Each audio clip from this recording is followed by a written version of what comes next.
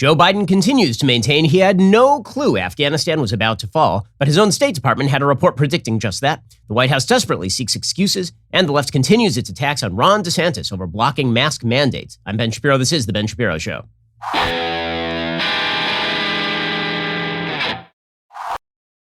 This show is sponsored by ExpressVPN. Don't like big tech and the government spying on you. Visit expressvpn.com/Ben. Well, first, we begin with the latest from Afghanistan, where the situation continues to be just awful. We now have tape of toddlers being pulled over the airport wall by American forces because people are so desperate to get their kids out of Afghanistan ahead of the Taliban that they are handing their own children, like small babies, over to the American military. Here's what that tape looks like.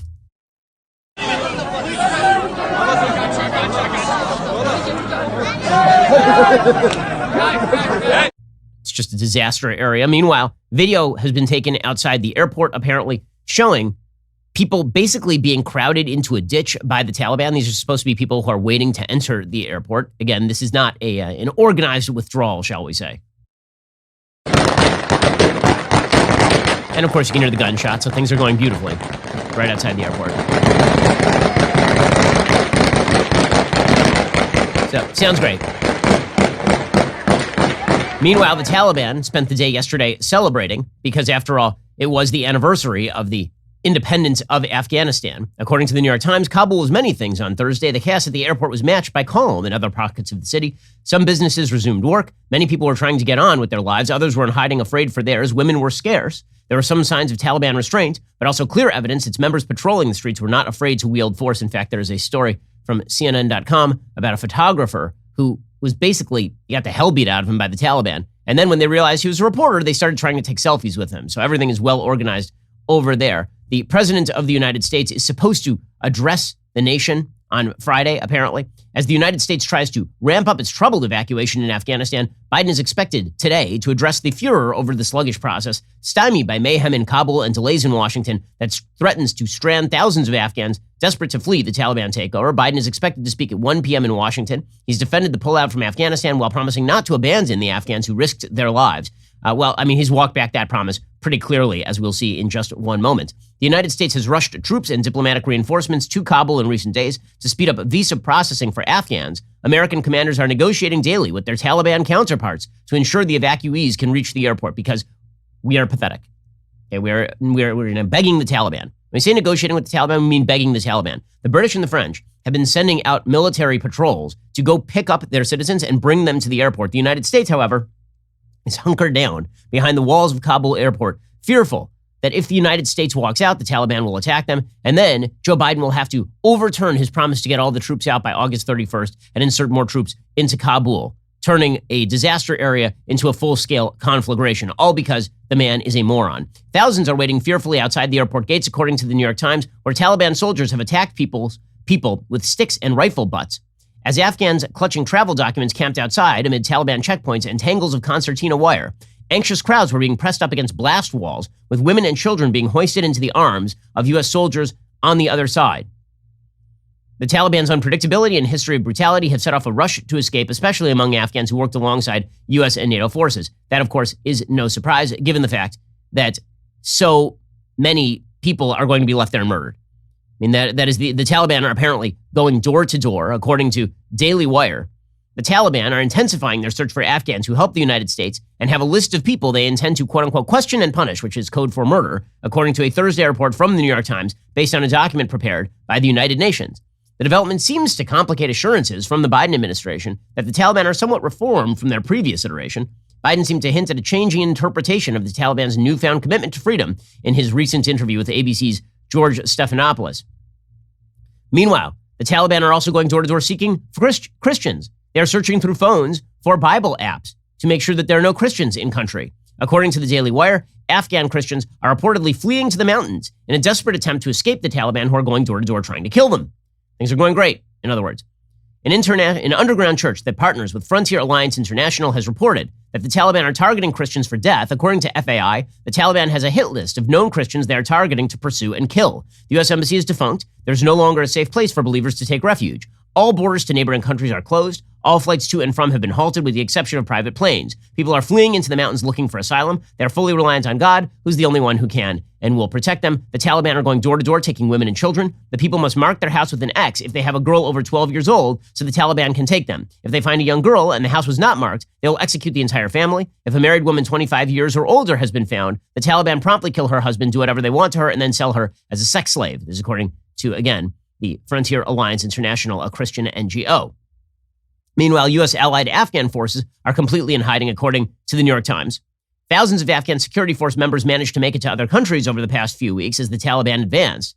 Others managed to negotiate surrender and went back to their homes. Some kept their weapons and joined the Taliban. They were all part of the sudden atomization of the national security forces. The United States and its allies spent tens of billions of dollars to arm, train, and stand against the Taliban. Tens of thousands of other Afghan grunts, commandos, and spies who fought to the end despite the talk in Washington that the Afghan forces simply gave up have been left behind. They're now on the run, hiding and hunted by the Taliban. There's no way out, said Fareed, an Afghan commando, in a text message to an American soldier who fought with him. Fareed, who agreed to be identified by first name only, said he was hiding in the mountains of eastern Afghanistan, trapped after the regular army units surrendered around him. I am praying to be saved, he said. Militants are threatening to arrest or punish family members if they can't find the people they are looking for, according to former Afghan officials.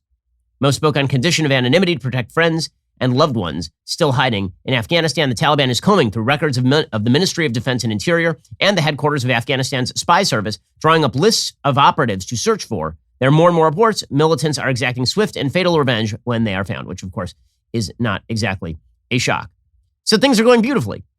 In a second, we'll get to the latest on the evacuation efforts, which are a complete bleep show. First, let's talk about the thing you sit on at your office. So let's face it, you're at your office a lot of hours every day.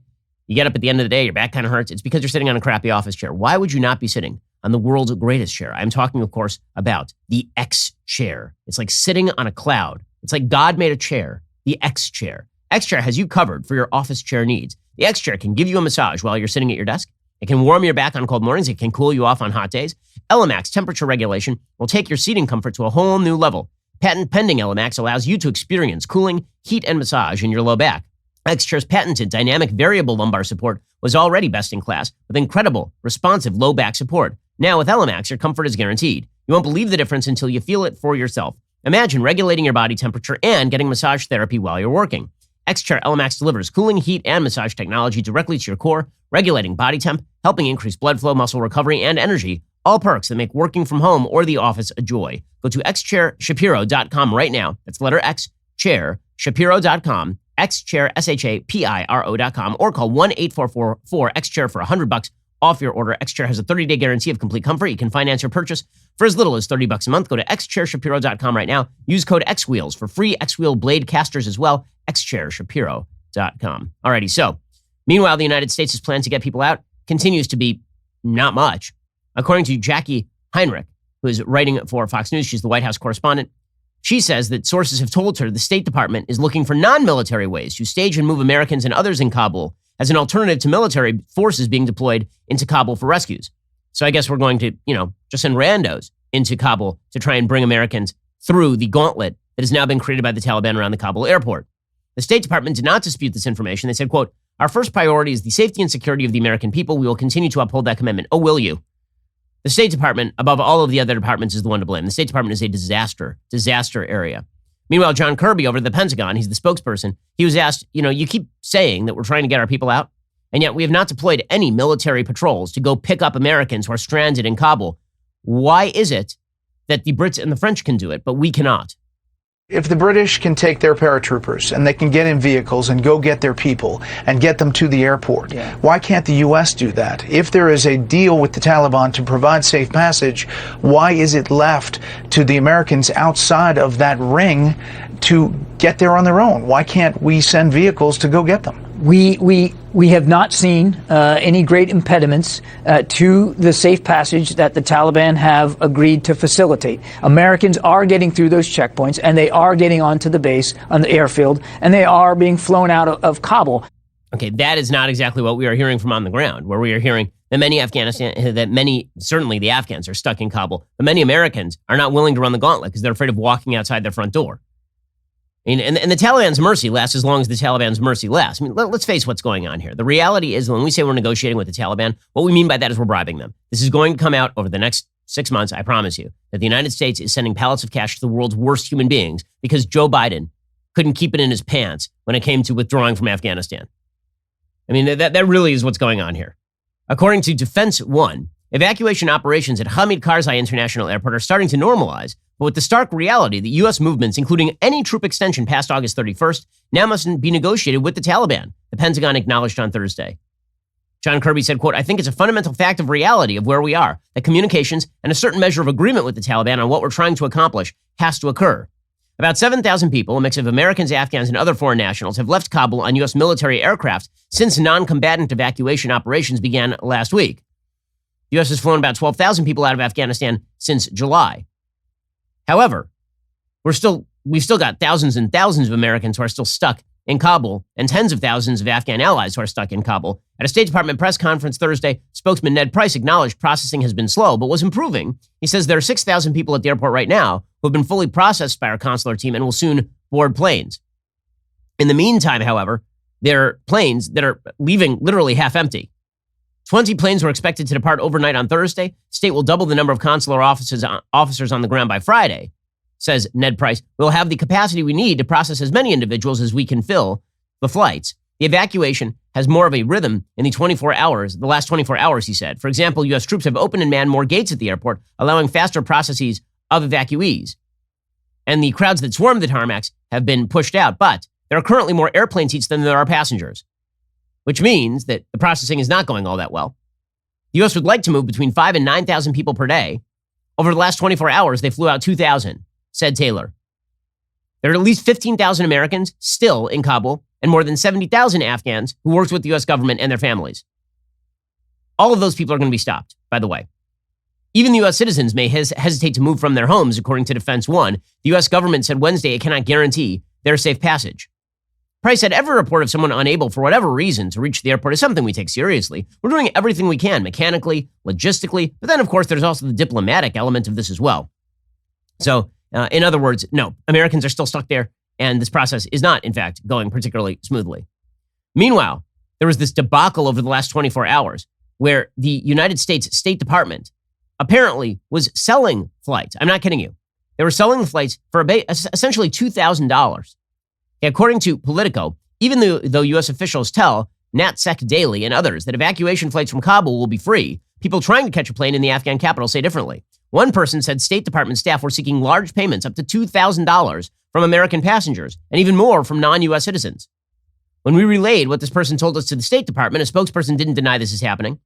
The spokesperson said, U.S. law requires evacuation assistance to private U.S. citizens or third country nationals be provided on a reimbursable basis to the maximum extent practicable. The situation is extremely fluid. We're working to overcome obstacles as they rise. So now they're trying to walk this back. They're saying, no, now we're going to make the flights free. But it took the press discovering that they were trying to charge people trying to escape Afghanistan $2,000 in order to leave for that to become an issue. And meanwhile, there are international implications to all of this as well. We'll get to that in a moment. First, let us talk about your self-protection. So let's say that for whatever reason, you're not comfortable carrying a gun. Maybe you live in a state where concealed carry is really not available. Or maybe you don't want to use deadly force. Taser. Their line of non-lethal self-protection devices, they're small, lightweight enough to carry with you or in your glove compartment or in your purse.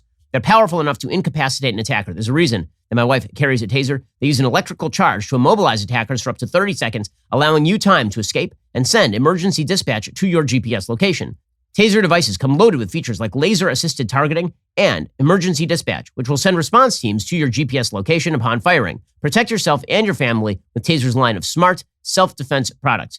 We love our Taser. We are very enamored with the fact that my wife can protect herself when she's out and about. Taser devices are available without a permit in most U.S. states. Get the Taser Pulse Plus or Taser Strike Light at taser.com with promo code Ben. Save 15% right now at taser.com. Promo code Ben, spelled TASER.com. Promo code Ben. Restrictions apply. See site for details. Taser.com. Promo code Ben to get started. All right, so this all has international implications as well. Apparently, the United States asked, we're now at the point where we're just asking our enemies for help, and they're all like, ha, ha, ha, ha, ha. Here's the latest on that. According to the Wall Street Journal, Russian President Vladimir Putin, during a June 16th summit meeting with President Biden, objected to any role for American forces in Central Asian countries at all, senior U.S. and Russian officials said, undercutting the U.S. military's efforts to act against new terrorist dangers after its Afghanistan withdrawal. Remember, Joe Biden said that we would still be able to carry out the over-the-horizon missions we needed to. We'd have air bases. We'd be able to still monitor terrorist traffic in Afghanistan. No, we won't. I mean, end of story. No, we don't have any resources on the ground. We have no bases in country, and we have no bases anywhere nearby. Pakistan cut a deal with the Taliban to kick us out, and Russia is denying us the ability to build any bases or have a base anywhere nearby. The previously unreported exchange between the U.S. and Russian leaders has complicated the U.S. military's options for basing drones and other counterterrorism forces in countries bordering landlocked Afghanistan. That challenge has deepened with the collapse over the weekend of the Afghan government and armed forces. The exchange also indicates Moscow is more determined to try to maintain Central Asia as a sphere of influence than to expand cooperation with the new American president over the turmoil in Afghanistan, former and current U.S. officials said. No bleep. There's a shock. You mean the Russians aren't interested in helping us? Who could have foreseen this cataclysmic event? Who could have foreseen that the Russians and the Chinese and the Taliban might not be all that helpful to us in fighting terrorism? Without access to Central Asian nations like Uzbekistan, Kyrgyzstan, or Tajikistan, the U.S. would need to rely on bases in Qatar, other Arab Gulf states, and U.S. Navy aircraft carriers in the Indian Ocean to fly aircraft to Afghanistan. Flight times from the Gulf states are so long, a U.S. drone might spend more than 60% of its mission flying to and from Afghanistan from a U.S. base in Qatar. That would limit the time for conducting reconnaissance or carrying out strikes over the country because the drones basically run out of fuel. So this is all going really, really, really well. The good news is that Joe Biden is enamored with it. He loves it. He loves it. And when he's not lying about how he got to this decision, here's how he got to the decision. He woke up one morning, he had his can of Ensure, he watched part of an episode of Matlock, and then he farted out his decision. That's how he came to this decision. There's no logic to it. He was told in advance by pretty much everyone that this was the world's worst decision. He was told by his DOD that he needed to leave some skeletal troops there, at least until the evacuation was complete. He was told by his State Department this was a mistake. He was told by everyone this was a bad idea. But bad ideas have never stopped Joe Biden before. That's kind of amusing. When Donald Trump was president, there was all this talk about how, Trump isn't really running his administration. The people around him are running his administration. And in reality, many of the people around Trump were constant checks on his bad ideas. Right? Very often, Trump would have a bad idea, militarily speaking. Like, what if we precipitously pulled out from Syria? And James Mattis would step in and go, Mr. President, you can't do that. It's a bad idea. And Trump would go, okay, fine. And then he would listen. Joe Biden listens to no one. And so his advisors have just gone along with the worst foreign policy decision in my lifetime. They just went right along with it and enabled it. After advising him, it was a terrible idea. There was no internal bucking. There were no leaks to the press. There was no talk in advance about how this was going to go. They just went along with it. They let the addled old man figure out what the policy would be. A policy that he had locked in from 2010 and on, even though the war in Afghanistan has radically shifted since 2010, given the fact that we radically downscaled our troop commitment in Afghanistan post-2014. The United States has not had more than 13,000 troops in the country at any time since 2014. And at the time that we left, we had 2,500 troops officially in country to provide, again, a base from which to fight terrorism. But Joe Biden, at least, he has sort of these moments of refreshing honesty because every so often it breaks through. And Joe Biden did this interview with George Stephanopoulos in which he freely admits that whether, he first tried to blame this on Trump, you'll recall. Remember, he said Trump had cut this really bad deal in Doha, Qatar with the Taliban, and we had to abide by that deal. And now Joe Biden's like, whether or not that deal was made, I was going to do it, which is the actual truth. Would you have withdrawn troops like this even if President Trump had not made that deal with the Taliban? I would have tried to figure out how to withdraw those troops, yes. Because look, George, there is no good time to leave Afghanistan. 15 years ago would have been a problem. 15 years from now. The basic choice is, am I going to send your sons and your daughters to war in Afghanistan in perpetuity? Okay, so when he says there's no good time to leave Afghanistan, the answer to that is right, which is probably why we should have left some skeleton troops there at a minimum. But he was committed to this. He's committed to this. By the way, there's news breaking this morning that the situation in Afghanistan is getting worse. According to Sasha Ingber, who's a national security reporter for Newsy, previously at NPR and National Geographic, a source says situation in Afghanistan is rapidly deteriorating. We've had Americans get beaten throughout the night. One of them, an American woman, was beaten twice, even though she was carrying a U.S. passport. There are reports of sheer chaos breaking out again in Afghanistan. For all the talk about how this thing is starting to lock down, it continues to be chaos at the airport in Afghanistan. It's a disaster area. And yes, Joe Biden was warned about this. Yes, Joe Biden was warned about it. Of course he was. Now, Joe Biden lied about that. Right? He went on Stephanopoulos and in the course of about 30 seconds said he wasn't warned about it and then realized that that was going to be outed as a lie. And then he went to the I don't recall defense, right? The I don't recall defense in politics is what you do. It's the lawyerly way of avoiding any sort of actual blame. Because if you don't recall, that can't be argued with. And since everybody assumes that Joe Biden has some form of memory loss anyway, it's actually credible. Here's Joe Biden going from I was never told to I don't recall in the space of about 30 seconds. Your top military advisors warned against withdrawing on this timeline. They wanted you to keep about 2,500 troops. No, they didn't. It was split. That wasn't true. That wasn't true. They didn't tell you that they wanted troops to stay? No, not in terms of whether we were going to get out in a time frame, all troops. They didn't argue against that. So no one told your military advisors did not tell you, no, we should just keep 2,500 troops. It's been a stable situation for the last several years. We can do that. We can continue to do that. No one said that to me that I can recall. No, okay, and you can tell he's lying right there, right? He realizes he's trapped himself and that he's lying. In fact, we know for a fact that he was informed by many of his advisors that this was a terrible idea. This has been widely reported. In fact, back in April, Jen Psaki confirmed that some advisors were telling Biden to leave troops, right? This is publicly. Can you explain the rationale for why President Biden went against the advice of military commanders who recommended leaving 2,500 troops on the ground in Afghanistan? Well, I think that's an overcharacterization of every military leader, and I don't think they've all provided their point of view. No military commander wants to stay forever. They insist that this is not, the time to leave, some opponents of his decision. Oh, so some have said it's not, so I was told that was not, that there was no opposition to that. By Joe Biden right then, right? He doesn't recall anybody saying that to him. We now have reports from the Wall Street Journal, from the New York Times, from pretty much every major media publication saying that Joe Biden was told by everyone, up to and including, by the way, Lloyd Austin, his Secretary of Defense, as well as the wonderful Mark Milley, the chairman of the Joint Chiefs of Staff.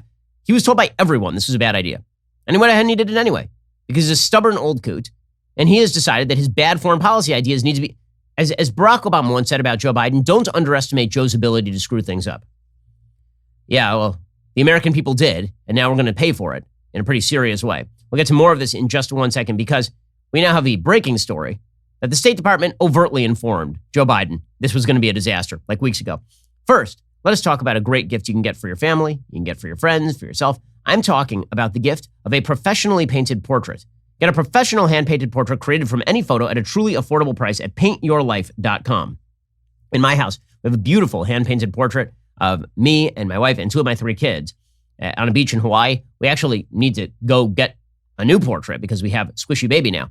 You should do the same. You can even combine photos of people or places you love into one painting. Choose from a team of world-class artists and work with them until every detail is perfect. User-friendly platform makes it easy to order a custom-made hand-painted portrait in less than 5 minutes. It's fast. You can receive your portrait in as little as 2 weeks. Send any picture, yourself, your children, your family, a special place, someone you love to, may not be around anymore, a cherished pet, even an action shot of you or your kids playing your favorite sport. You can do anything with these portraits, and they look great. At paintyourlife.com, there's no risk. If you don't love the final painting, your money is refunded. Guaranteed. And right now, as a limited time offer, you get 20% off your painting. That is correct, 20% off and free shipping. To get this special offer, text the word Ben to 64,000. That is Ben to 64,000. Text the word Ben to 64,000. Paint your life. Celebrate the moments that matter most. Terms apply. Available at paintyourlife.com/terms. Again, text Ben to 64,000 to get started. Okay, so here is the big story of the day. The big story of the day, aside from the fact that the situation in Afghanistan continues to be just an utter, complete disaster area. Richard Engel reporting this morning, quote, what was supposed to be an organized evacuation of foreigners and Afghans who worked with U.S. NATO is rapidly becoming a chaotic humanitarian airlift. Okay, just complete chaos breaking out over there. There's an internal State Department cable that warned that Kabul would collapse in July. According to the Wall Street Journal, an internal State Department memo last month warned top agency officials of the potential collapse of Kabul soon after the U.S.'s August 31st troop withdrawal deadline in Afghanistan, according to a U.S. official and a person familiar with the document. The classified cable represents the clearest evidence yet that the administration had been warned by its own officials on the ground that the Taliban's advance was imminent and Afghanistan's military may be unable to stop it. The cable was sent via the State Department's confidential dissent channel and warned of rapid territorial gains by the Taliban and the subsequent collapse of Afghan security forces and offered recommendations on ways to mitigate the crisis and speed up evacuation. The cable was dated July 13th. July 13th. Now, the reason I mentioned the significance of that date is because 5 days earlier, Joe Biden had gone on national television and assured the American people the Taliban would not take over the country and this would not look like Saigon. 5 days earlier. As of last weekend, some 18,000 Afghans who applied for the U.S.'s special immigrant visa program, as well as their families, remained on the ground in Afghanistan. In all, 23 U.S. Embassy staffers, all Americans, signed the July 13th cable. The U.S. official said there was a rush to deliver it, given circumstances on the ground. The cable was sent to our wonderful Secretary of State, Antony Blinken, and the Director of Policy Planning, Salman Ahmed. Blinken received the cable and reviewed it, according to people familiar with the exchange, who added that contingency planning was already underway when it was received, and that Blinken welcomed their feedback. State Department spokesman Ned Price declined to address the cable, but told the Wall Street Journal Blinken reads every dissent and reviews every reply. The existence of the confidential State Department cable adds to an expanding debate involving the White House, Pentagon, and intelligence services over what U.S. officials understood about assessments of Afghanistan's stability. Again, it is very clear at this point that Biden was warned 8 ways from Sunday. It is very obvious to anyone who is watching that this was a disaster area unfolding. And Biden couldn't care less. He couldn't care less. It is incredible how this giant glowing sun of empathy, President Biden has no empathy whatsoever for what's going on the ground over in Afghanistan, for the Americans who are stuck there, for the Afghans who are stuck there, for anybody. Because he wanted to do the things that he wanted to do, and his umbrage begins when you start asking him tough questions. This has been true, by the way, throughout his career. There was always this picture of Biden that he was a wonderful, warm guy. Anytime he was asked a tough question by literally anyone throughout his campaign, he turned into the look fat guy. You remember that? There was a guy, a Bernie Sanders supporter, who asked him a tough question, and he started insulting him as fat. I mean, that's who Joe Biden is. So in this interview with George Stephanopoulos, he was just fully delusional and in umbrage mode. So at one point, by the way, he mentioned that he said, we don't have any troops in Syria, which is weird since we have 900 troops in Syria. But I mean, the man can be forgiven that since he doesn't remember what he had for breakfast this morning. But more than that, he then did this. This is an amazing clip. Joe Biden told George Stephanopoulos, nobody's being killed at the Kabul airport right now. He said, everything's fine over there. Still a lot of pandemonium outside the airport. Well, there is, but look, but no one's being killed right now. God forgive me if I'm wrong about that, but no one's being killed right now. No one's being killed, and then he knocks on wood. He knocks on wood. You're the president of the United States. He's knocking on wood that no one's been, could ensure that no one gets killed over there if you hadn't abandoned the country without any plan whatsoever. That would ensure that nobody got killed. Or if you said to the Taliban, listen, you let all of our guys in, or American air power is going to start going after you. Now, it may be all fun and games for the moment, but just remember, we still have the most powerful air force on planet Earth. So you let all of our people through right now, or the bombs start falling on the heads of your soldiers. But he's not doing any of that. And by the way, he's wrong. When he says that people aren't being killed at knock on wood, here is CNN yesterday. Since the Taliban seized Kabul on Sunday, 12 people have been killed. That, according to the Reuters news agency. Taliban fighters toting machine guns and a soundtrack of gunfire are fueling this unease and anxiety among Afghans. Look here, a CNN photographer capturing these images. Huddled masses outside Kabul airport's East Gate. Rows and rows of men, women, and children clustered together, waiting on a way out that for some may never materialize. And by the way, a lot of people are pointing out people who don't want to take in some of these Afghan refugees. Again, if you're a translator with the American Armed Services and you have American soldiers who are vouching for you, it seems to me that your case to be brought into the United States as a refugee is pretty good. But in any case, if you're talking about this, a lot of people have been saying, look at how many men there are in these photos. Right, because those are the ones who worked as the translators. There weren't a lot of women who were working as translators for the American Armed Services in Afghanistan. In any case, Biden's just lying. When he says nobody's been killed, no, people fell from airplanes, dude, on tape. On tape. But remember, Captain Empathy over here, he's never been empathetic toward this sort of stuff. I mean, if you go all the way back, like to the actual fall of Saigon, you'll remember that Joe Biden actually said, by the actual fall of Saigon, that the United States had no obligation to evacuate a single member of South Vietnam. Like not a single person. Right? We had abandoned them to their fate. Hundreds of thousands of people got into boats to float off the coast of Vietnam to escape the onrushing communist hordes.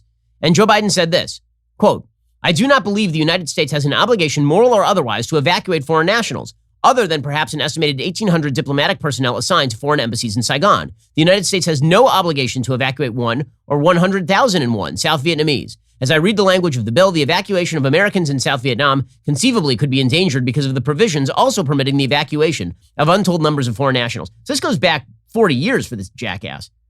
I mean, it's amazing. It goes back almost half a century. Joe Biden's complete lack of care about people who are being victimized by the regimes that Democrats have empowered. It's pretty incredible. Meanwhile, by the way, forget about the Afghan nationals for a second. The Americans are still stuck there. Now, the State Department's been trying to downplay that. Here was Ned Price yesterday saying that the Americans being blocked from the airport, they're a small number. It's just congestion. It's not chaos. This is contrary to every report we are receiving from on the ground.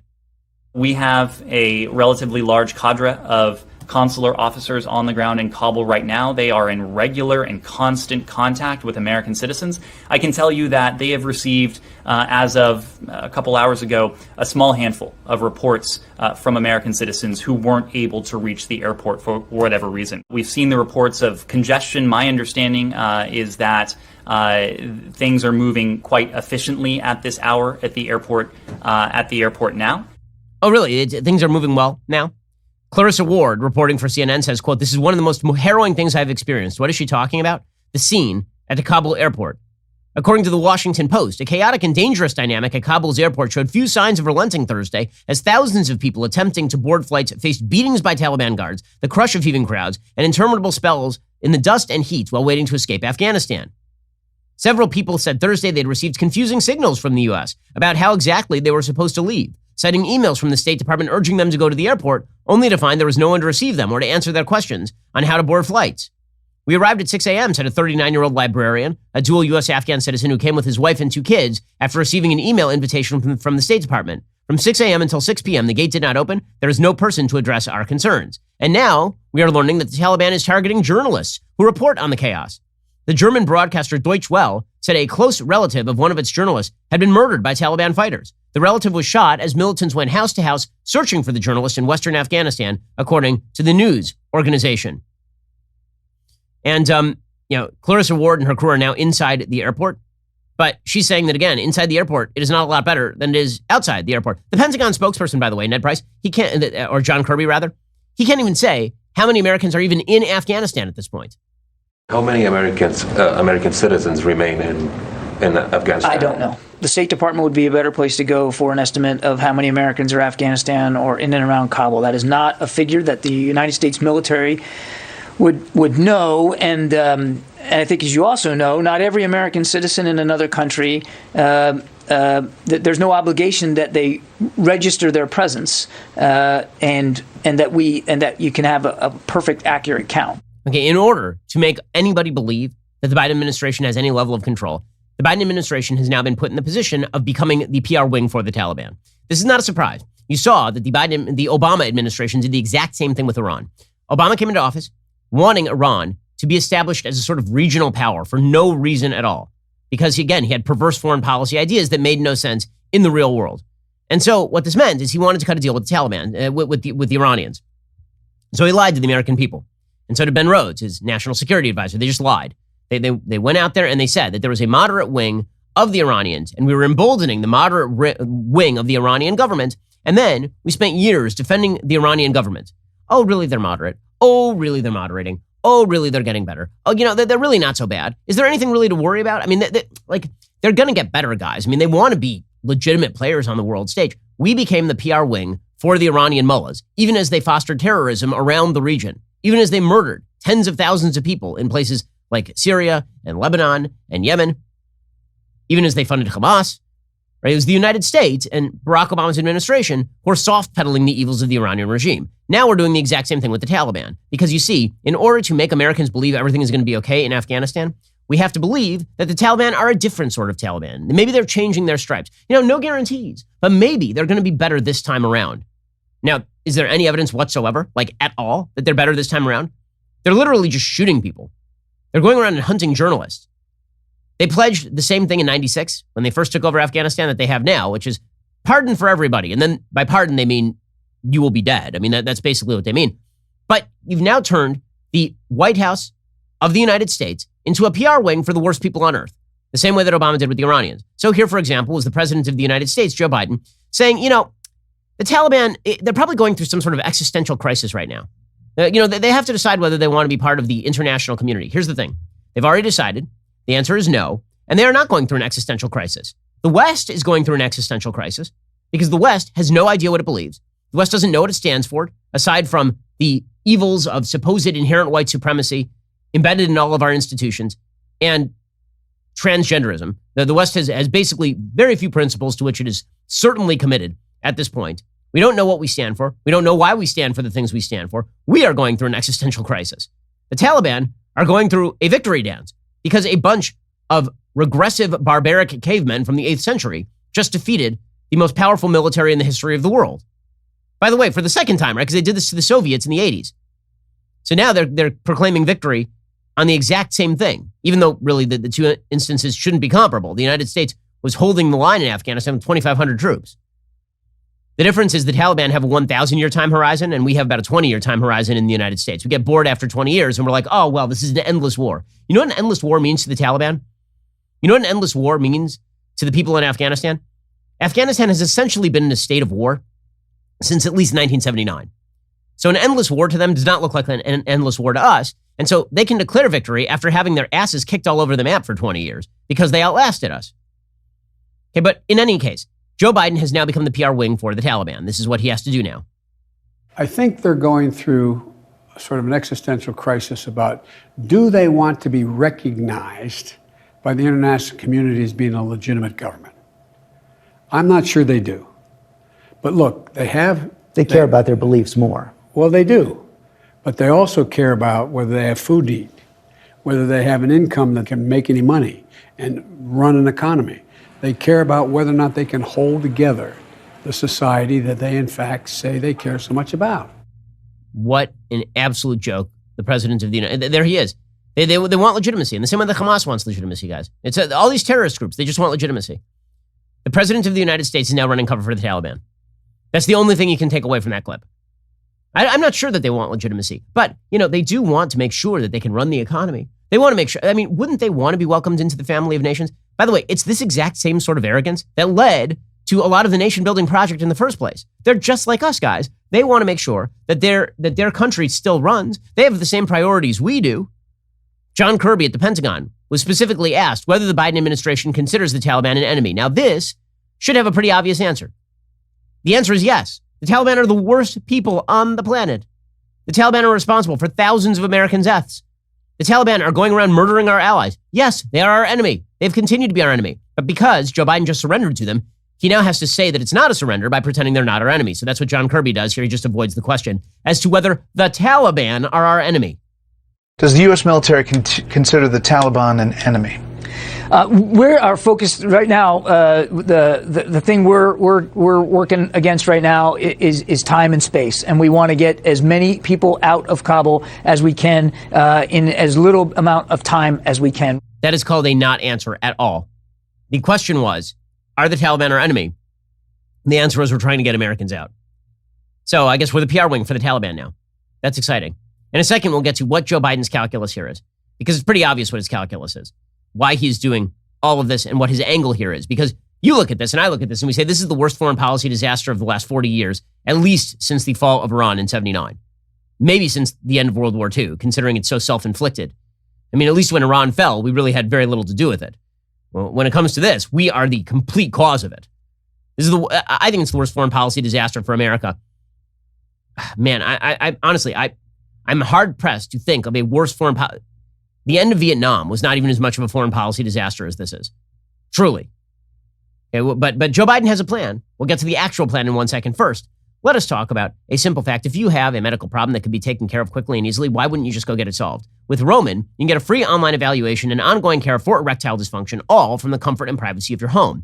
Roman Ready means confidence. The confidence you know you can rise to the occasion. In the moment, a U.S. licensed healthcare professional will work with you to find the best treatment plan. If medication is appropriate, it ships to you free with 2-day shipping. The whole process is straightforward, convenient, and discreet. Getting started is simple. Just go to GetRoman.com/Ben, complete an online visit.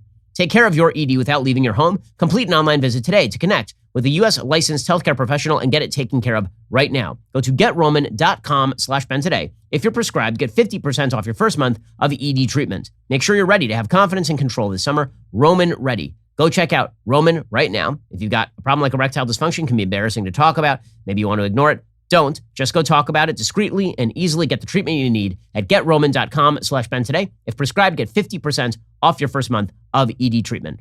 All right, we'll get to more on the disaster in Afghanistan. Plus, we'll get to COVID as well. First, if you like to stay well-read and informed, the Daily Wire Reader's Pass is for you. For just $4 a month, our Daily Wire's Reader's Pass unlocks exclusive editorial content. It unpacks trending political and cultural topics penned by everyone from me to Candace Owens to Dan Crenshaw. Plus, you can catch our latest analysis pieces like my own, titled The Fight Over Identity, or take a deep dive with Reader's Pass collections, different series of articles on a given topic.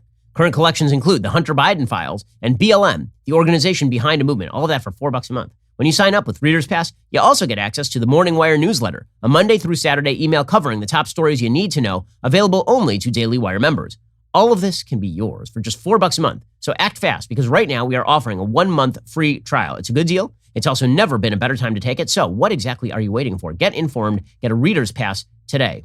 Also, as you may or may not know, the Sweet Baby Gang is an exclusive club only Matt Walsh's listeners are a part of. If you're one of the gang, I have excellent news. The Sweet Baby Gang is in need of a Sweet Baby anthem, and the Daily Wire is opening up for submissions. Matt is looking for an original song that embodies exactly what the Sweet Baby Gang is. All submissions should be in the form of YouTube video links, will be judged American Idol style by me and the other Daily Wire hosts. I think you know who Simon Cowell will be. But you, the viewer, will be voting on which song wins. To enter, go to dailywire.com/SBG. Submissions end on August 25th. If you think you've got what it takes to impress Matt Walsh, you better get started. Voting will take place on Labor Day, so tune in to Matt Walsh's YouTube channel to watch the judging of the submissions. The winner will be announced September 8th on The Matt Walsh Show. Will wear the crown of the creator of the most important anthem to have ever been anthemed. Again, to enter your song into competition, go to dailywire.com/SBG. We all look forward to hearing it. You're listening to the largest, fastest growing conservative podcast and radio show in the nation.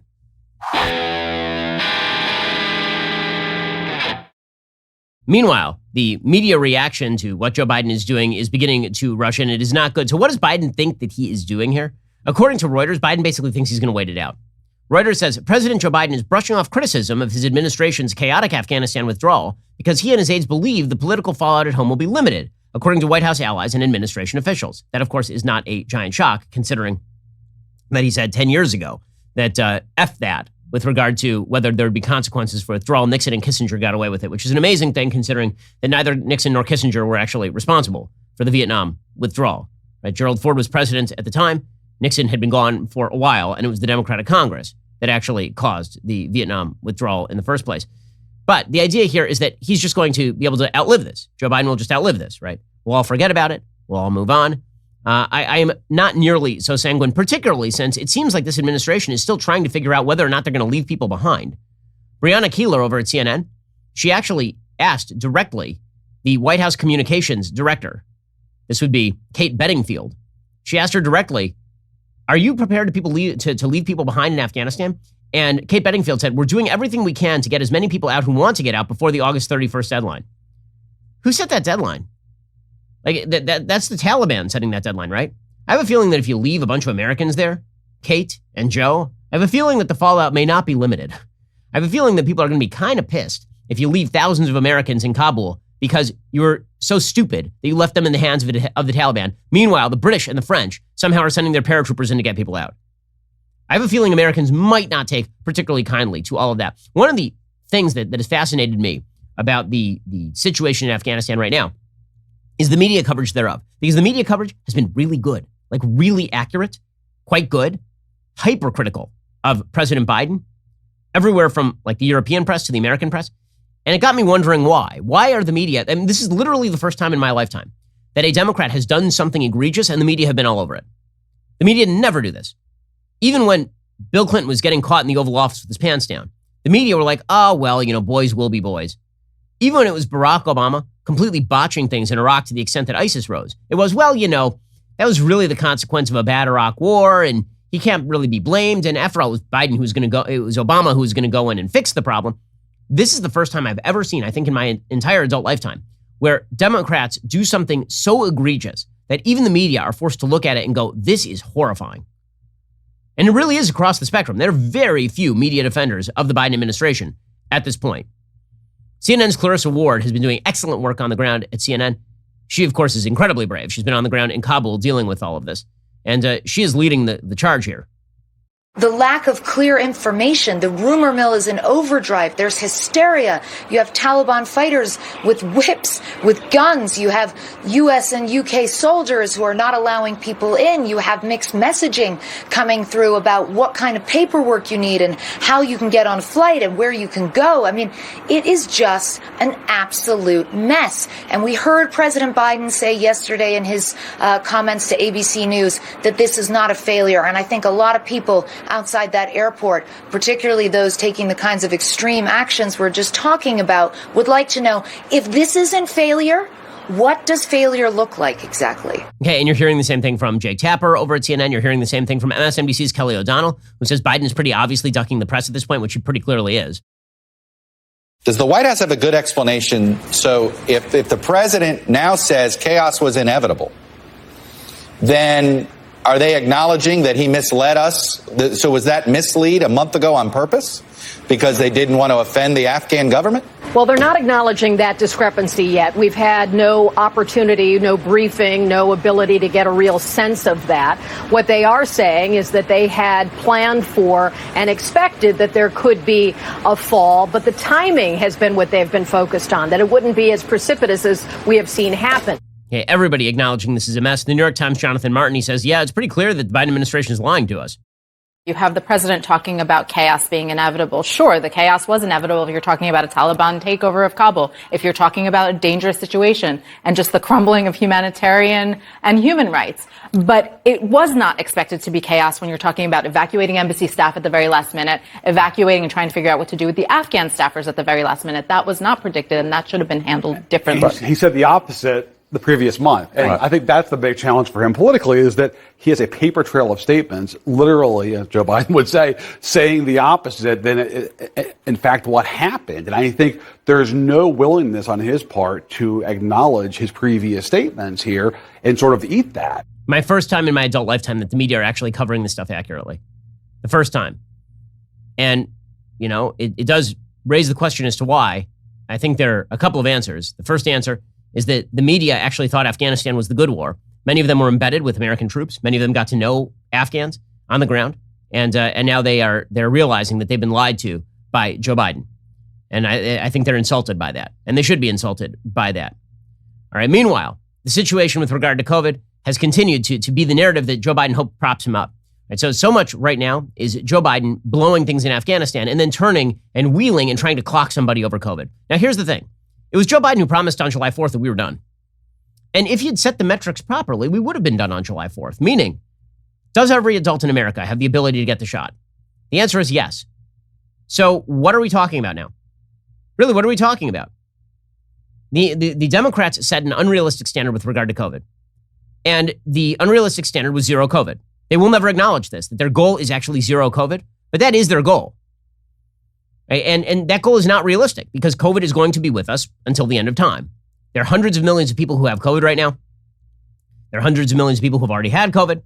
We already have a large majority of the adult population of the United States that has had either COVID or the jab at this point. So there's no endpoint. There's no endpoint for the Democrats. And so Democrats continue to try and manufacture this idea that they know how to deal with COVID. And the Republicans are obstructing that in the hopes that the American people will blame Republicans for, number one, Joe Biden's failure to set any sort of actual reasonable metrics with regard to COVID. Number two, Democrats' broad-scale desire to lock down and mask people for the end of time. And three, to distract from his gigantic, enormous, world historic failure in Afghanistan. And so they're going to go right back to the COVID drawing board. So Ron DeSantis has become their target of opportunity. They've hated DeSantis since the beginning of the pandemic because he presides over the oldest state in the country outside of Maine, which again has 7 people in a moose. DeSantis has performed admirably. I live in Florida. It is a relief to see a politician who actually follows the data and recognizes that mask mandates are completely useless. There is no actual evidence that mask mandates, not masks, mask mandates do anything. When it comes to Delta, it is pretty clear that cloth masks are very ineffective. Okay, this is not me saying this. This is Michael Osterholm, the former Biden advisor, saying this. This is people like Scott Gottlieb pointing out that cloth masks are not particularly effective against Delta because the viral load on Delta is much, much higher than the viral load on the Alpha variant, B117. So when Ron DeSantis says there's no evidence that kids should be masked in schools, he is absolutely correct. Now, let's be clear about what Ron DeSantis has done in Florida, by the way. He has not said that kids cannot mask in school. That's not what he said. He has said that local school districts will not receive funding if they ban kids from school for not masking. That is a difference. The media have lied about this. They've said that he's banned masks in schools. That is not correct. If you want to mask your kid in school, you are still capable of doing so. There's no evidence you should. There's no evidence that masking in schools is particularly effective. First of all, kids are not good at wearing masks. Second of all, most of the kids are wearing cloth masks. Third of all, if you want to mask your kid with an N95, I suppose you're free to do so. Although there are a lot of studies suggesting that mass masking around kids is not good for their mental development and that there may be physical consequences to kids breathing in their own carbon dioxide all day. But putting all of that aside, Ron DeSantis has not handled things poorly. We are seeing upticks in virtually every state in the union. Florida, it looks like, by the way, already has seen its peak in terms of cases and deaths, according to Worldometers. You can see the case numbers are already declining over the last week or so. The death numbers have been declining pretty steeply over the last week or so in Florida, despite the media focusing incessantly on Florida, not Louisiana, which is an actual large-scale rolling disaster, but Florida, because Louisiana has a Democratic governor, Florida does not. But DeSantis was ripping Biden, and the Democrats hope to redirect toward COVID because, again, they don't want anybody talking about Afghanistan. Here is Ron DeSantis slamming Biden. I think Trump was right to say we needed to come home from Afghanistan. How you do that matters. When you're leaving thousands of Americans to fend for themselves behind enemy lines, that matters. When you're leaving billions of dollars in military equipment for our enemies to just take, that matters. It's going to make that area a disaster. Obviously, Americans are at risk. And Sean, you know who's looking at this? China, Russia, North Korea, all of our adversaries are taking the measure of Joe Biden, and they see that this is not somebody who's capable of leading with conviction and leading on the world stage. Okay, everybody knows this. So Joe Biden's idea is let's redirect toward COVID. And let's do it with policy that is never ending. The masking of children has become the point du jour. This is the thing that Democrats and the left would love to talk about, is masking kids. So Anthony Fauci, who can always be counted on to take a series of conflicting decisions and can also be counted on to do so with great confidence. Like he'll take two positions that are in complete conflict with one another over the course of a year, and then he will say each with equal confidence. So here he is saying it's time to mask up kids. Again, can he cite a study, like one study, showing that mandatory masking of children has been effective? The answer is he cannot, because those studies do not exist. The answer is he cannot because those studies do not exist. There is no evidence that masking of kids is effective. Or, by the way, necessary, because thank God, the Delta variant is no more deadly for kids, as far as the data that we have seen, than was the Alpha variant, which means it is highly not deadly for kids. Again, I'm going to say to you, the CDC statistics on age, okay, here are the CDC statistics on age. I'm looking at them right now. Okay, according to the CDC, a grand total, this is updated as of August 18th, 2021, 2 days ago. The grand total of people in the United States under the age of 18 who have died involving COVID-19, right? Not just of COVID-19, involving COVID-19. This is the CDC's language. 0 to 17, a cohort of 73 million Americans, 361. We are not seeing a radical uptick in death among the young. We're not. Okay, anybody who's telling you differently is lying to you. It is not true. I looked at the stats a week ago. Since August 11th, a grand total of 7 children, people under the age of 18, have died of COVID-19 in the United States, out of a cohort of 73 million. Okay, no, we are not seeing a radical exponential spike in death rates for kids. But if the left can convince you that your kids are in danger, they can continue to focus in on an issue where they think they have a winning hand, because then they get to claim that Republicans just don't care if kids die. So here's Anthony Fauci doing this routine. Masks are an important thing for the mitigation of the transmission and the acquisition of infection. That they are very important, particularly when you have a highly transmissible virus in the form of the Delta variant. And that's the reason why when you talk about the extra added degree of protection, even in a school system where you may have vaccinated teachers and some of the children may be vaccinated, you want to wear a mask to protect the children so that they could continue to be in school, in person, in classes, so that we don't get the deleterious effects on the child of, again, keeping them out of school. You want to do that, but you want to do it safely. Okay, notice the lack of logic here. Okay, so he says, we have to make sure that we mask all the kids because Otherwise, the kids might get sick. Okay, now, number one, kids who are getting sick from COVID, as a general rule, and I'm talking statistically, do not get seriously ill from COVID. Okay, so then he says, we have to make sure that we don't shut down schools, right? We have to keep them in school. I have a question. What is your standard for keeping them in school? Seriously, what is your standard? If your standard, because this shows that all they care about is zero COVID. If your kid had a cold, okay, let's just take a completely different disease, a different coronavirus. Your kid had a cold in school. Your kid transmitted that cold in school to the other kids.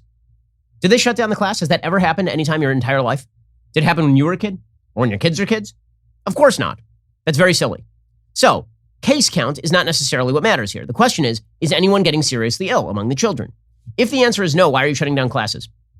Why? You actually have to explain what is the metric for shutting down classes. The metric seems to be zero COVID. If there are no cases of COVID among kids, we keep the classes open. But what I am saying is that is an idiotic standard. Why should I care particularly much if a bunch of kids get colds? I never have before. I don't particularly now. And if we're worried about the teachers should all be vaccinated. And if they don't want to get vaccinated, they can wear an N95. That one's on them.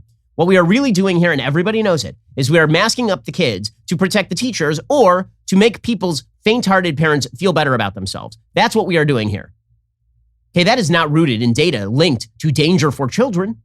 Because again, the danger to children from COVID is exorbitantly low, extremely low. 361 kids dead over the course of the last year and a half. Every one of those is a tragedy, but 361 kids under the age of 18 have died in the United States from COVID over the course of the last year and a half. At the same exact period of time, the number of kids who have died from other diseases is much, much, much higher. The number of kids who have died from, for example, pneumonia is 865 over the course of the same amount of time. Okay, even the flu, which basically didn't exist last year, got wiped out by COVID, apparently. Even 188 kids died of the flu in the last year and a half. So about half the number of kids died of the flu as died of COVID. If you're looking at the amount of deadliness, you have to look back at the Asian flu epidemic that happened in 2009, 2010. That particular flu epidemic didn't actually, it was more deadly for kids than this is. Like, there's no metric here. None at all. Which, by the way, I mean, this, by the way, is the reason, sorry, not the Asian flu, the swine flu. The swine flu from April 2009 to April 2010 resulted in about 1,282 deaths of kids under the age of 18. Okay, so it's deadlier. Did anybody shut down schools for it? Of course not. That's incredibly silly. Okay, but they continue to argue about masking kids. Why? Because it allows them to do the political thing of suggesting that Republicans are the worst people in the world. So here, for example, is Don Lemon doing just that. Again, completely data-free, just nonsense. How is it freedom to force children who are too young to be vaccinated into schools where they could be exposed to a deadly virus, surrounded by people? Pause it for a second. Hold on a second. So where they could be exposed to a deadly virus? Not for them. Not for them. Where are the stats showing this is a highly deadly virus for children? They don't exist. They don't exist. But this clod is saying this sort of stuff to scare the hell out of parents. I know this is happening because in my own community, there are a bunch of parents who are freaked out about COVID hitting their kids when the stats do not bear it out. They do not bear it out at all. And by the way, there's no evidence that even if you mask your kids, it's going to do a damn bit of thing. Right? There's no evidence of this. Anyway, here's Don Lemon. Again, this is all political. This is not data-driven. It is not science-driven. Putting politics ahead of life-saving science, like those governors are encouraging people to do. It is just depraved. People are dying all across this country. People with loved ones who are grieving tonight. These are people who didn't have to die. Okay, stop it right here. Okay, he's such a liar. These are people who didn't have to die. If only we had mask mandates. Mask mandates have not worked anywhere on earth. There is no evidence that mask mandates, not masks, mask mandates. Because here's the thing. When people are scared of the virus, they mask up. You don't need a mandate. When people aren't scared of the virus, it doesn't matter if you have a mandate, they don't mask up. And when it comes to COVID, when it comes to the Delta variant, cloth masks ain't doing the job. You need an N95 or a KN95, according to best available data. By the way, in Sweden, they never masked kids. According to Martin Koldorf, who's a professor at Harvard Medical School, quote, with open schools and no masks for ages 1 through 15 in Sweden, there were 0 COVID deaths among its 1.8 million children during the first wave. Teachers had a lower risk than average of other professions. So we knew early on that schools are safe without masks. Okay, we also know that the UK didn't really mask. According to Fortune.com, As Delta infections spiked, COVID cases in schools actually fell. For parents wary of sending their kids off to school, here's a rare bit of comforting data. Fewer than 1 in 100 school students and staff in England tested positive for COVID-19 in June. The capper, there was no mask mandate in the schools at the time. This came as Delta variant cases were peaking across not just England, but the whole of the UK. And again, other countries are not super crazy the way that we are, apparently. Here's the head of the UK Department of Education, or an advisor named Dr. Susan Hopkins, talking about why kids don't need masks. In looking at it, we've talked to educationalists, public health and clinical specialists, and the consensus view is very strongly to not advise school children at primary school age to wear face coverings. This is for two reasons. One is that they can have difficulties wearing them and keeping them on all day. And the second part of that is that it's really important that they can see facial expressions in order to develop their communications and language skills. Okay, yes, correct. Okay, so the UK has it. What about us? We're doing so much crap that is superstitious pagan nonsense. Okay, another element of the superstitious pagan nonsense. Remember all of these plastic barriers that people have put up? Yeah, so all last year, in my kids' classroom, for example, they had these plexiglass barriers in front of them. Right? This is supposed to block COVID for some odd reason. My kid sitting behind a plastic barrier, not on all four sides, right? Not like it was a box made of plastic, like just a screen in front of them. This was supposed to block COVID. Now, according to the New York Times, it turns out that's crap. Tara Parker Pope says, COVID precautions have turned many parts of our world into a giant salad bar, with plastic barriers separating sales clerks from shoppers, dividing shoppers in nail salons, and shielding students from their classmates. Intuition tells us a plastic shield would be protective against germs, but scientists who study aerosols, airflow, and ventilation say much of the time the barriers don't help, and probably give people a false sense of security. Sometimes the barriers can make things worse. Research suggests that in some instances, a barrier protecting a clerk behind a checkout counter may redirect the germs to another worker or customer. Rows of clear plastic shields, like you might find in a nail salon or a classroom, can also impede normal airflow and ventilation.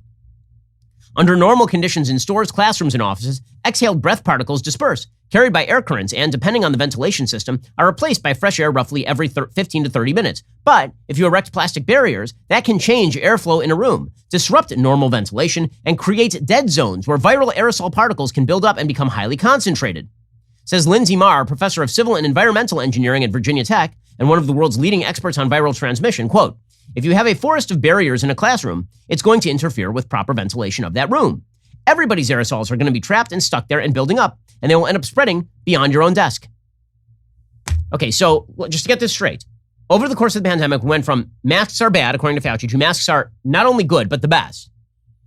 2, we need plastic barriers, super important. 2, plastic barriers may in fact make things worse. 2, we have to have 6 feet of distancing, but also 6 feet of distancing comes from absolutely nowhere.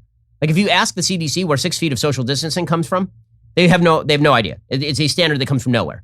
But it's all the science, guys. It's the science because Don Lemon says it's the science. And by the way, anybody who is worried about getting a vaccine, a Moderna vaccine, if they're young, right? If anybody who actually looks at their own risk factors and says, listen, I think I'm young and I'm healthy, I'm probably not going to get super sick from COVID-19 because just the odds are in my favor.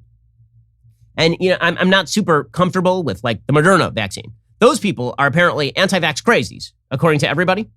Quote from the Washington Post today, federal health officials are investigating emerging reports that the Moderna coronavirus vaccine may be associated with a higher risk of a heart condition called myocarditis in younger adults than previously believed, according to 2 people familiar with the review. The investigation, which involves the FDA and Center for Disease Control, is focused on Canadian data that suggests the Moderna vaccine may carry a higher risk for young people than the Pfizer-BioNTech vaccine, especially for males below the age of 30 or so. The 2 people who described the investigation spoke on condition of anonymity because they were not authorized to discuss it. Moderna did not respond to a request for comment. In a statement, the CD said its advisory committee on immunization practices has and continues to review reports of myocarditis and pericarditis following COVID-19 mRNA vaccination. CDC, FDA, our vaccine safety partners are actively monitoring these reports. One individual said the Canadian data indicates there might be a 2.5 times higher incidence of myocarditis in those who get Moderna compared with the Pfizer-BioNTech vaccine. It's still extremely rare. So again, this is not an anti-vaccine point. I still think that all factors being taken into consideration for nearly everyone, the vaccine is a good idea. At least for people who are not children. But people who are looking around and saying, I feel like I'm not being told all the risks, I mean, that's not totally irrational, especially, again, if you are very young and if your risk factors are very low. Again, to go back to those CDC death data by age, it's not just that this thing is very not deadly for kids. This thing is not particularly deadly for adults who are under the age of 30. Right? If you look at the actual statistics from the CDC, across the course of this entire pandemic, more people in the United States aged 18 to 29 have died of pneumonia than have died of COVID in the same period. Right? So it's much more deadly than the flu for people who are 18 to 29, like a lot more deadly than the flu for people who are aged 18 to 29. But it's not more deadly than pneumonia. And also, again, like, you are a rational human being. You get to take your risk factors into account. But the idea here is that if you take risk factors into account, this means that you're very bad. Here's the bottom line. Everybody gets to make their own decision now. We are all rational human beings. We all get to make our own decision about our own health. Right? When it comes to whether to take a vaccine or not, I have my ideas of whether you should take it. I think, generally, you should. Unless you have some really compelling reason not to. I think you should take the vaccine if you're an adult. With that said, we all have our free choice. It's been available for a while. We're now done. But the left has to keep this alive. And they must keep this alive explicitly for political purposes.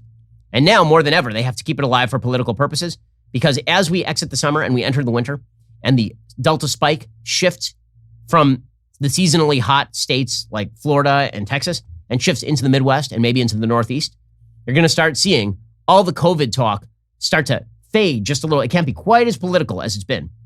And right now is the time to make hay for the Democrats. They have to make hay right now because their president is completely destroying America's foreign policy.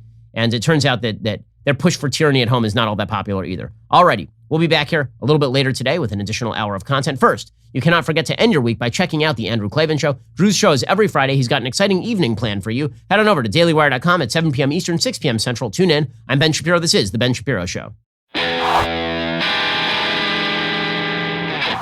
If you enjoyed this episode, don't forget to subscribe. And if you want to help spread the word, please give us a 5-star review and tell your friends to subscribe too. We're available on Apple Podcasts, Spotify, and wherever you listen to podcasts. Also, be sure to check out the other Daily Wire podcasts, including The Andrew Klavan Show, The Michael Knowles Show, and The Matt Walsh Show. Thanks for listening. The Ben Shapiro Show is produced by Elliot Feld. Executive producer, Jeremy Boring. Our supervising producer is Mathis Glover. Production manager, Pavel Wydowski. Associate producer, Bradford Carrington. Post-producer, Justin Barber. The show is edited by Adam Sayevitz. Audio is mixed by Mike Coromina. Hair and makeup is by Fabiola Cristina. Production assistant, Jessica Kranz. The Ben Shapiro Show is a Daily Wire production. Copyright, Daily Wire 2021. Hey everybody, this is Andrew Klavan, host of The Andrew Klavan Show. You know, some people are depressed because the Republic is collapsing, the end of days is approaching, and the moon's turned to blood. But on The Andrew Klavan Show, that's where the fun just gets started. So come on over to The Andrew Klavan Show and laugh your way through the fall of the Republic with me, Andrew Klavan.